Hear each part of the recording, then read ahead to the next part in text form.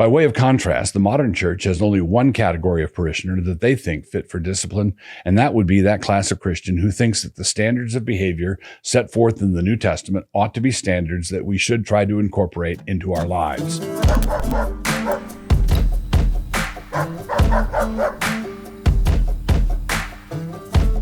Introduction.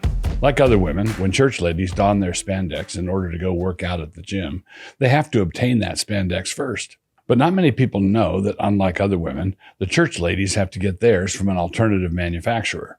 Theirs needs to be stretchier because it must not only tightly contain the feminine goods, it must also be able to hide the plain import of 1 Timothy 2, 9 and 10, Proverbs 11, 22, Isaiah 3, 16 through 26, Proverbs 7, 10, Proverbs 31, 25, and 1 Peter 3, 1 through 6. And so, unlike the feminine goods, this special kind of spandex really has to cover up the scriptures so that you can't see any of them or even guess that they were ever even there. The Bible verses have to be rendered entirely invisible, while at the same time rendering the contours of everything else quite visible. This is not quite as easy as it sounds. Two problems. There are two problems that necessarily attend this wearing of spandex to the gym, and the two problems actually compete with one another.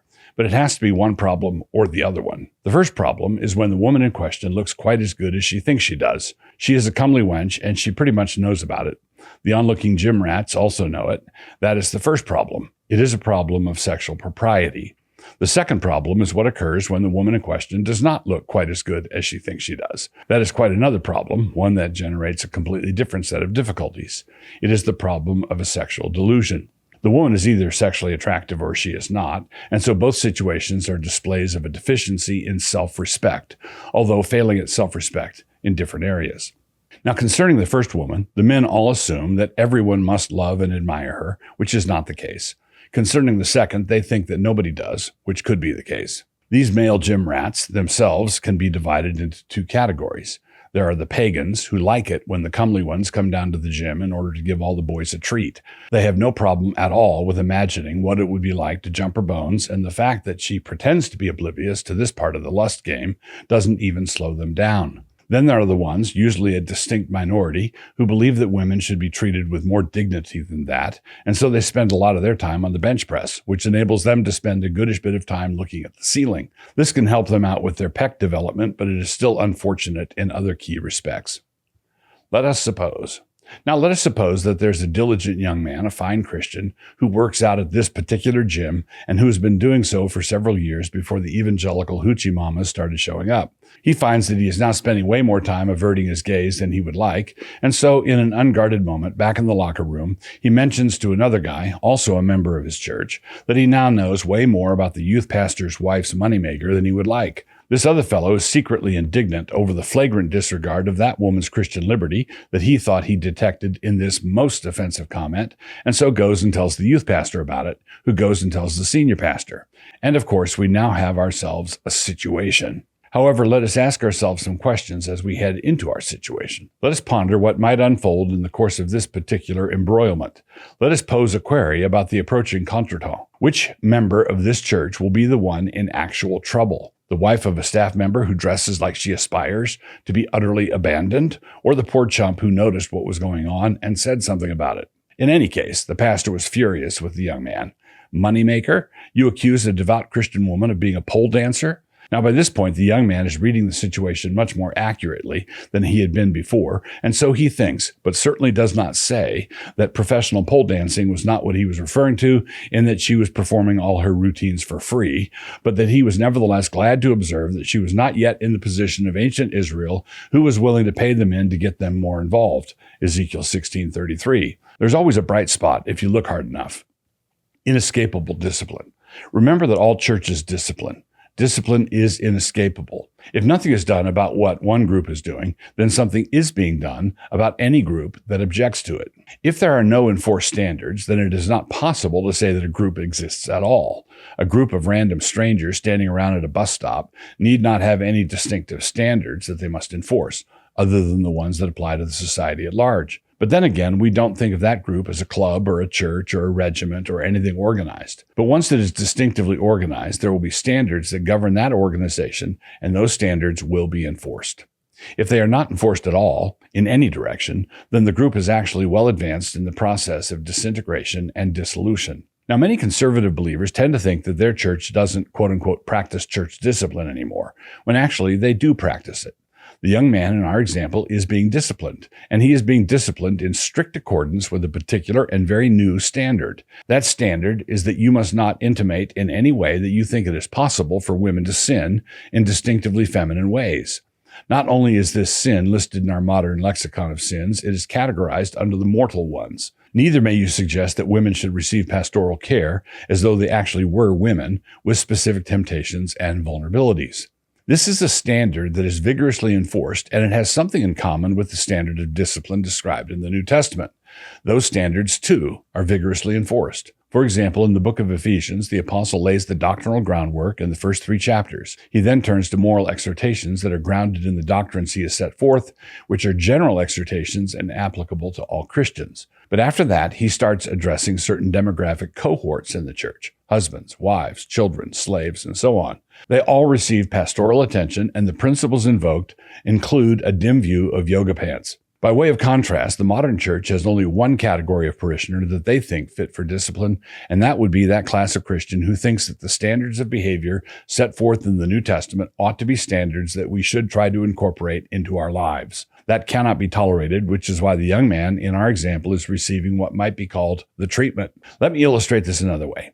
Many of the Pecksniffian objections to the robustly American and almost Elizabethan metaphors and comparisons that make appearances from time to time in the word choices of the present writer are objections that are attempts at a form of church discipline. They believe, and earnestly, that it ill becomes a minister of word and sacrament to use expressions like, say, hoochie mama, or moneymaker, or jumping her bones. At the same time, while diligently policing this particular boundary of verbal decorum, they are entirely good with insisting that the whole congregation pretend not to know anything about that youth pastor's wife's moneymaker on actual display. Shaking your moneymaker is a matter of Christian liberty, apparently, while saying, "I don't know, man," about said shaking is the height of Pharisaic legalism. So everyone pretends not to know anything about somebody's buns, even though they all kind of do. They all kind of do because that somebody is kind of hard to miss. So the new standard is there, and it is being enforced, even though it maketh no sense, as Samuel Rutherford might have put it. The saints in this particular church might get together for a church dinner, say, and let us suppose further that somebody's derriere is the single most prominent object d'art in the room. Even so, the commandment to be observed is, "Thou shalt pretend not to have noticed anything." Gaslighting as a method of discipline. The chances are pretty good that at different points in his controversy, the young man in question was told that he needed to, quote-unquote, get his mind out of the gutter, and he probably also was accused of maintaining that a woman who dressed, quote-unquote, immodestly was, if raped, somehow asking for it. The longer their conversations went, the more heated they got, and the more these 2 points kept coming up. Now, I can vouch for this young man, and am prepared to give him a clean bill of health on both counts. This is because he is a fictional character, a young man that I made up out of my own head. I can assert with all confidence that he never thought any of those things. He did not have his mind in the gutter. In fact, the whole issue arose because he was being diligent about keeping his mind out of the gutter. Man, that boy is true blue. I made him up that way myself. As for the other charge, that he was somehow accusing rape victims of deserving what they got, that was an issue that had never even occurred to him. But once it was thrown in his teeth 2 or 3 times, he did start to ask a few questions. However, because he had realized that he was the one being disciplined, he asked them only to himself inside his own head and to a close friend who lived on the other side of the country. That point was that if someone drove downtown to volunteer at the church's soup kitchen in order to work at it and left his wallet on the dashboard with $20 bills sticking out of it, it should be possible to object strongly to the theft that would inevitably occur without thinking that leaving the wallet there was a good idea. 2 distinct issues, he thought to himself. But the main thing to realize about these exchanges is that they were forms of gaslighting accusations. He was being disciplined for maintaining that the sky is blue, that the grass is green, that water is wet, that rocks are hard, that snow is white, and that a Christian woman's sexuality should not be publicly flaunted. He had concluded this is all about sex, and he is sternly rebuked for drawing such an obvious conclusion, which leads to the next and final point. Broken loose. This pretense is for a limited time only. Gaslighting is not a forever game. It is merely a transitional game. There comes a point when everybody quits pretending that the flagrant immodesty is totally within the bounds of decency. There comes a time when the immodesty stops calling itself modesty and embraces the inner lasciviousness that intelligent observers had identified as present from the get-go. Before that moment of embrace, you are a hater if you identify the presence of the lust. After the embrace, you are a hater if you fail to recognize the supposed goodness of the lust. And by lust, I am referring both to the desire to want and the desire to be wanted. Because remember that it is always possible for a Levite who is totally sold out to Yahweh not to know how to say no to his wife, and therefore not to know how to say you are not going to the gym in that. Levites can be gaslit too. So the pretense of decency did not cover up what was actually going on, just like the stretch pants didn't. But the pretense nevertheless worked as a form of gaslighting other people, like my poor beleaguered young man in the example.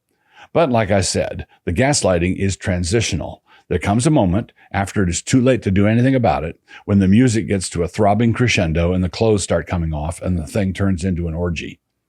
And when Moses saw that the people had broken loose, for Aaron had let them break loose, to the derision of their enemies. Exodus 32:25, ESV. A big part of the NQN season, apart from silver bells and mistletoe, is our practice of giving away free stuff. So at the bottom of every NQN post, as in, like right here, keep your eyes peeled for the current offers, whatever they might be. 1. This week's links to free Kindles are Decluttering Your Marriage and Rules for Reformers, Amazon affiliate links. 2. This November, anyone can get 1 free month of Canon Plus with code NQNQ. That's for No Quarter November Quinquennial. This is our 5th year of doing this. This includes current monthly subscribers, but sorry, it doesn't work for annual subscriptions. We have a lot of post-mill work to do yet. If you do this, you will be able to watch my new documentary over Thanksgiving and to do so for free. The name of the doc is How to Save the World in 11 Simple Steps. 3. This November, current subscribers can give a year's subscription of Canon Plus for just $50, $49.99 instead of $95.88. That way you can get that pastor, friend, or enemy the Canon Plus content they've been so wishing for. 4. And in addition to all of that, from my quaint little Mablog shop, for those same days, November 1 through 5, my little book on the economics of N.T. Wright is available for free. The title of that one is N.T. Wright Rides a Pale Horse. And of course, it should go without saying that all the links necessary are in the description.